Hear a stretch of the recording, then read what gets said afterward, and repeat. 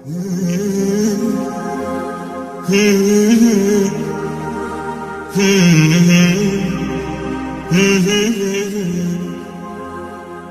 لا لا لا لا لا لا لا لا لا لا لا لا لا. بسم الله الرحمن الرحيم. السلام عليكم ورحمة الله وبركاته. waxaan salaamayaa dhammaan walaalaha muslimiinta ku soo dhawaada channelka darka nabiga sallallahu alayhi wasallam. channelkani waxaan u sameeyay ujeedkiisana wuxuu yahay Allah subhanahu wa ta'ala aan kaga rajaynayo inuu noqdo mid nafac iyo waxtar iyo faa'iidooyin xambaarsan. ilaahay idinkii anigu Allah subhanahu wa ta'ala tala saaranaya waxaan isku dayay inaan ku soo gudbiyo waano iyo wacdi iyo sidoo kale erayo iyo xikam kuwaas ruuxa insaanka naftiisa kor u qaadaya oo dhiirigelin u noqonaya iyo sidaas oo kale kutubta cilmiga funuunteeda kala gedisan iyadoo daraasa ahaan iyo iyadoo mawduuc ahaan labadaba aan u soo gelin doono biidhnillaahi albaari iyo sidaas oo kale aayatul qur'aanul kariim iyo axaadiithun nabiy calayhi salaatu wasalaam inagoo xooga ku saari doona xikamka aayaadka ay xambaarsan yihiin inaan wax ka taataabano iyo sidaas oo kale axaadiista rasuulka xikamka ay xambaarsan yihiin inaan wax ka taataabano.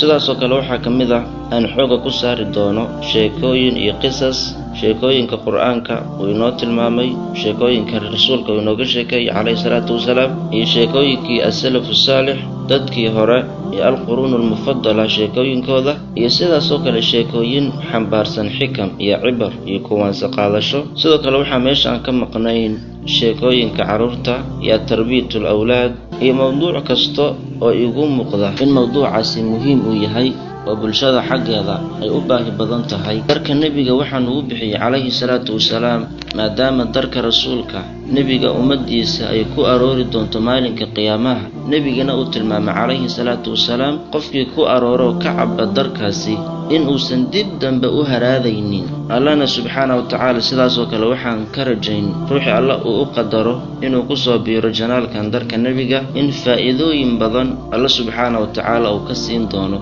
baan allah subxaanahu wa ta'ala ka rajaynaya. ujeedka ugu weynna waxa ay tahay saddex shay in xooga aan saaro: ilaahay subxaanahu wa ta'ala jaceylkiisa iyo rasuulkeena maxamed calayhi salaatu wasalaam jaceylkiisa sidaas oo kale iyo diintana jaceylkeeda in xooga aan saari doono biidhnillaahi albaari. inaan isku dayo asxaabta iyo walaalahayga inaan dhiirigeliyo anoo ku dhiirigelinaya in allah subxaanahu wa ta'ala ay jeclaadaan sidaas oo kale rasuulkeena maxamed calayhi salaatu wasalaam inay jeclaadaan iyo sidaas oo kale diinteena islaamka anigoo soo qaadan doona sheekooyinkii salafka iyo asxaabtii iyo waxa ay sameeyeen iyo diintani wixii loo soo maray si qofka uu u dareemo diinka islaamka qiimaha uu leeyahay. intaa kadibna ruuxa uu ku faani karo diinkiisa islaamka biidhnillaahi albaari.